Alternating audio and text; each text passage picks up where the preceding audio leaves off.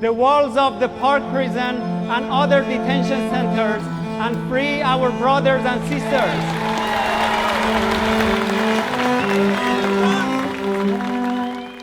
From economics to the arts to activism and filmmaking, award-winning artist and documentary filmmaker Angus McDonald uses his art and lens to keep compelling focus on issues that many are uncomfortable to talk about. Freedom is Beautiful follows the journey of two extraordinary Kurdish refugees, Fahad Bandesh and Mustafa Azimitaba, who were finally freed from detention after being imprisoned for almost 8 years under Australia's brutal offshore processing regime.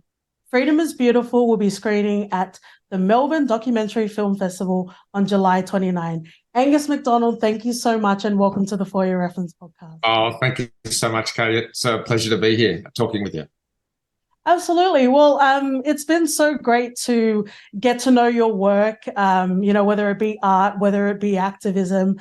I would love to, start off with, what art means to you and what you hope your art does to the world. That's a big question. Big question, yeah. I'll softball the rest. It's okay. Well, I guess, I've been an artist for almost 30 years. Mm-hmm. A painter mostly. I've only recently begun working with video and film about 5 years ago, but yep. I guess the answer to that question for me is that, all art is a form of storytelling. Mm-hmm. It doesn't really matter what medium you're using, music or poetry or painting, filmmaking. All they are stories. Mm-hmm. And I guess since I began looking at certain social issues in our society that I wanted to get engaged with my art, mm-hmm. I suppose my stories have changed a little bit, whereas previously I was doing, I guess, art that was more one-dimensional in the sense that I was just trying to create things of beauty and consider those questions. I guess I've moved into an area where I'm trying to talk about and tell stories about bigger issues that impact us all as a society, and through that, hopefully make some sort of contribution towards positively impacting society. Yeah, and I think that's the interesting about art. There's the technical sort of angle where, making sure that you're getting everything right or getting that sort of accolades within the industry. But then it's also making sure that you're feeling as well as everyone else that's feeling. And I would love to hear about your journey into activism and specifically in regards to asylum seekers, because if we have the time, that's not necessarily something that this country is, comfortable talking about. But I would like to hear specifically, where that came to be and where you felt this needs to be something and this is art. Well, I think a whole lot of accidents are really the explanation for that. When I left art school a long time ago, I spent my first 6 years after art school painting in Greece on a small island, and which was an incredible time of my life. And then fast forwarding to 2016, I just had my 30th exhibition. I've been painting full-time for about 20 years, and I really wanted to take a step back and think about what I was doing with my practice. Mm-hmm. And it happened to coincide with a major migrant crisis that happened in Europe in 2015, 2016, with 1 million migrants crossing the Mediterranean from Turkey into Greece, including the island that I lived on all those years ago. And friends of mine there had told me all about what had happened, and thousands of people arriving every day up and down islands in the Eastern Aegean. So I had this time on my hands and I was thinking about my practice. So I traveled over there and went to my island, plus a lot of other islands that were very, very big in terms of daily arrivals, including an island called Lesbos, which was the epicenter of that whole migrant crisis. And I guess I was just so inspired by the local communities and how they'd reached out and lifted up those people that were coming on boats. And the numbers were, huge compared to the very small numbers that were arriving here. And I was also just starting to become aware of the hardline policy that the federal government implemented here in the middle of 2013. Yeah, because it's like, oh, it's happening over there. And I said, no, it's happening here.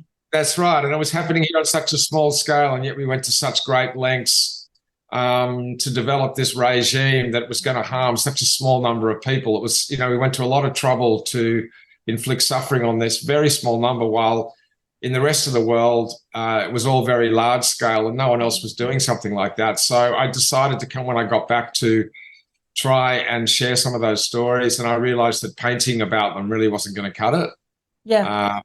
So I decided to try and use video. And because a lot more people are going to have access to it. And that's really how my journey began with film, I suppose, but also my journey with thinking about issues around forced displacement and trying to make a contribution to changing the policy here, which has really been an indefensible, unforgivable political policy over the last 10 years. Yeah, don't worry, I do have a question on that a little bit. But I think part of the important thing that you talk about is your experience.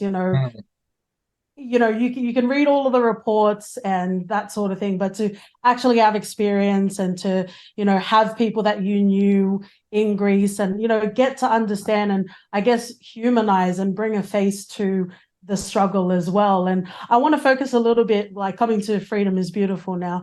I want to focus on two quotes, one each, that I picked from the documentary. Obviously, no spoilers, but there's some joy as well, which is always very nice. But in regards to the quotes, we have Fahad saying, "Art and music is part of my resistance. Yes. Without that, I couldn't survive." Yeah. Well, as an artist myself, one of the most fascinating things for me in making the film and getting to know Farhad and Moz, because they're both very talented artists, musicians, poets, getting to understand how they actually use their art in their circumstances, in their situation, how in practice art was really powerful for them. I mean, in the first place, it helped them to find some tranquility, to transport themselves away from this horrendous environment that they were existing in on a daily basis. Secondly, they used it to engage in peaceful struggle. They wrote songs and made paintings about the situation, against the policy, using their art. And thirdly, through their art, they were able to make big connections with many artists and creative people on the outside in Australia and build networks that way. So art really was the crux of their resistance, their survival, and their connections that they made through all that time they were on Manus. So for me, understanding that and seeing how it actually was true in practice for them was probably one of the most compelling parts of my experience of making the film and getting to know them. Yeah, and in my opinion, the best art is a reflection of culture or the reluctance of changing sort of culture. So it was definitely felt throughout. And I think that speaks to the beauty of how important art is. It's not some superfluous sort of thing that doesn't really matter and isn't integral to who we are in our human experience. But talking about Moss, there's a quote, and this one is a bit more heavier, but he was talking about how if he or, if anyone else was feeling unwell in response to any sort of health issues, it wasn't necessarily given the same sort of care, maybe even just Panadol when it's really sort of serious sort of conditions. And Moss talks about they wanted to target our resistance, so we would just give up and go home. Yeah. Well, they basically were placed in a situation where the whole regime was set up to exert pressure on them in every single way at every level on a daily basis, to humiliate them, to make sure that they had absolutely no choices in their life, to, they were called numbers instead of names. In regard to, Moz talking about Panadol, I mean, they really, really couldn't care less about treating medical conditions. Yeah. And probably one of the most common conditions that detainees developed on Manus was psychological issues and trauma from the experience of detention. Yet there was no infrastructure or resources directed to treating people in that situation, and that was very deliberate. And as you said, the whole thing was to make them feel so much pressure, to be so unwell in every way, that they would rather maybe go back to their home country, even if their life was in danger, rather than continue on in the situation they were. That was all very deliberate and consciously part of the architecture of that policy. Yeah, and that kind of comes to a question. You know, we talk about art and we talk about creativity. What is it like? I guess it is creativity, but it's also displaying lives as they are. How is it balancing that and trying to enforce something as rigid as policy in Australia? You mean with the film, or? Yeah, like how, because you're making this film and you're also pushing for change in policy, but they're very much opposites of the way in which they operate. You know, you have the big sort of machine and the reluctance of changing policy or acknowledging, you know, the report that was released most recently, not necessarily addressing everything that's been raised as well. You know, that sort of balance, because there's obviously a change that's happening, but the rigidity is absolutely present too. Yeah, well, I guess, you know, for a lot of Australians, like as you mentioned at the beginning of of the interview, it is a confrontational subject, and it's difficult for Australians to listen to, you know, what happened, or to find out what happened. They don't have to do that. I mean, they're free not to listen. So I guess one of the things about a film like this was to not shy away from revealing and conveying to the audience what happened, but at the same time, for me, make the film about how art and hope and positivity, which was all very authentic, was really the best way to deal with it for those two guys. And that's why I think the film, even though it's dealing with such a difficult subject, and those guys have really been through so much, and I respect them so greatly. The film itself really a film that's uplifting. You know, I didn't want to make a film that was all about what happened.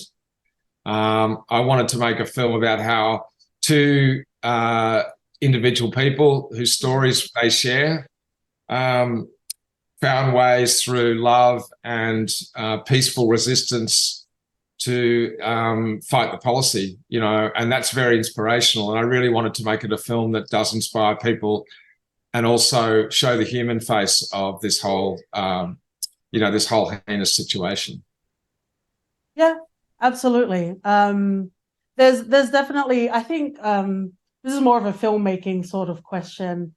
How was it balancing the tonality? Because as much as there is joy, this is a very heavy sort of topic. So, you know, these beautiful sort of quotes that we get from both of the guys to, you know, the really sort of heavy sort of moments. What is that like, building that sort of balance for this film? Well, it's so challenging, really, because in a way you can't really understand the breadth of their achievement to remain so positive and to survive all those years of detention under such brutal conditions if you don't understand some of the facts. So you have to provide some context, but at the same time, you don't want to bog the film down just in that. So that was probably one of the most challenging parts of creating this film, was to find a balance between talking about the circumstances they were in and then concentrating on the way they dealt with it and inspiring people through their own personal stories. That was really, really difficult. I also really didn't want to get bogged down too much in politics. So I guess the device I used for that in the film was to try and talk about the politics in one 6-minute sequence, a kind of montage of historical events to try and give people a kind of a picture of what happened, and then put the politics to one side, really. That was how I decided to do it. I mean, I think maybe I might have kind of found the right balance. I'm not sure, but that definitely was very, very, very hard. Yeah, I absolutely believed you found that balance. We were taken through that journey, and you know, there were definitely moments of levity just in their journey of support as well.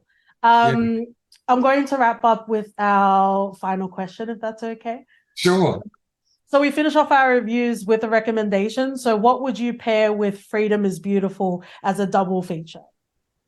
Well, I guess one of the most inspiring films that I've ever seen in this same space is a documentary called Fasama, which is the story of a couple who fled the Syrian conflict, and Sama was the name of their daughter.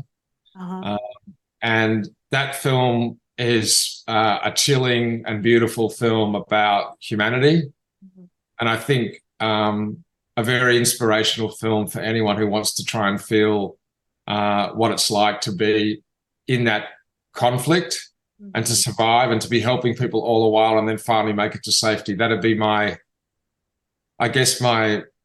pairing film, because it was certainly a major inspiration for me. Yeah, and it's definitely important to highlight that as well. But thank you so much, Angus, for your time. It's a beautiful, gorgeous film, Sydney Film Festival, and also Melbourne Documentary Film Festival coming up. Thank you so much for your time. Thanks for having me, Katie. Great talking to you.